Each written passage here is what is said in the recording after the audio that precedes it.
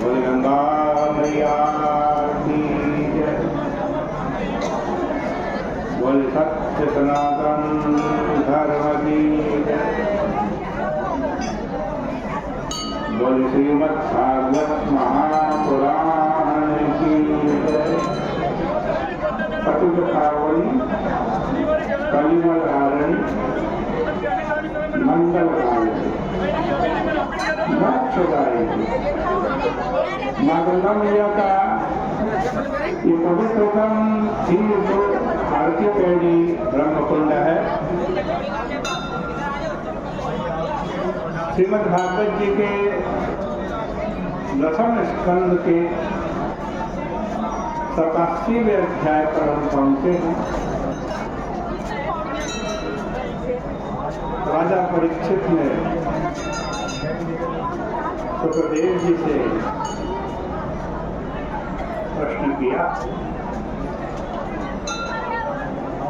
पूछा है गुरुदेव, जब भगवान ने सुखदेव और बहुलाक्ष को परमात्मा तत्व का उपदेश किया, तब शब्दों का ही तो प्रयोग किया हो, लेकिन शब्द के प्रयोग से शब्दातीत भगवान को कैसे समझाया जा सकता है। ब्रह्मण्य निर्देश्य, ब्रह्म तो कोई निर्देश का विषय है नहीं, क्योंकि उसमें कोई गुण ही नहीं। वाणी जब किसी का वर्णन करती है,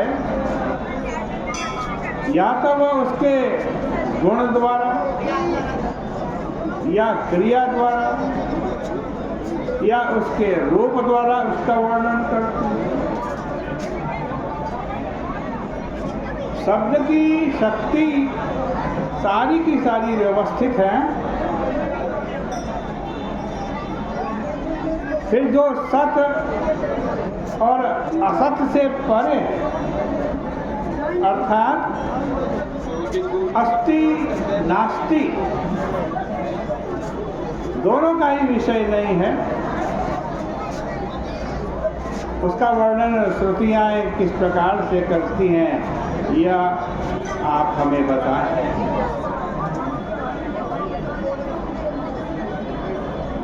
श्री सुखदेव जी महाराज ने कहा कि परीक्षित, भगवान जीव के चतुर्विध पुरुषार्थ को, उस पुरुषार्थ की सिद्धि के लिए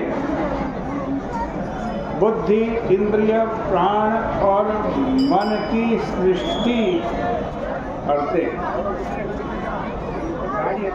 मात्रार्थम च भावार्थम, मात्रार्थम च भावार्थम च आत्मने कल्पनाय च। इसका अर्थ है कि जीवन में विषय भोग भी यथोचित प्राप्त हों, अगला जन्म भी ठीक ठीक मिले,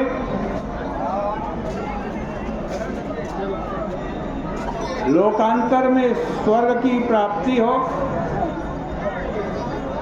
और अंत में ऐसा मोक्ष मिले जिसमें कोई कल्पना ही नहीं रहती। कहने का अभिप्राय यह है कि श्रुति जब वर्णन करने लगती है, तब कार्य कारणादि में अनुस्तुत्य सगुण ईश्वर का ही वर्णन करती है। तैत्तरीय उपनिषद में आया है, यतो वा इमानि भूतानि जायन्ते येन जातानि जीवन्ति श्रुति यह भी वर्णन करती है कि ईश्वर गुणों से अनभिभूत है, सर्वत्र है, सर्वेश्वर है, सर्वोपास्य है, सच्चिदानंद है, भगवान है। ऐसे संपूर्ण वेद शास्त्रों और पुराणों में परमेश्वर का वर्णन है।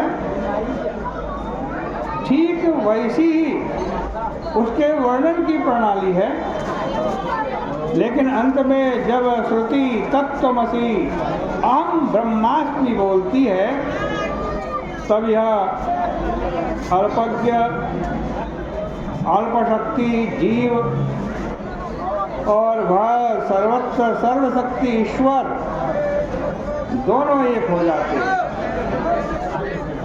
श्रुति यह बताती है कि किस प्रकार सर्वत्र और अल्पज्ञ दोनों एक हो जाते हैं।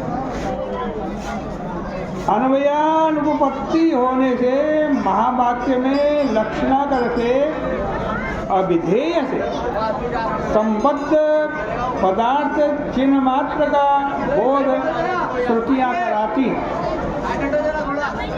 असत रूप उपाधि का निरसन करके परमात्मा के सत्य स्वरूप प्रत्यक्ष चैतन्याभिन्न अद्वय ब्रह्म का प्रतिपादन श्रुतियां करती।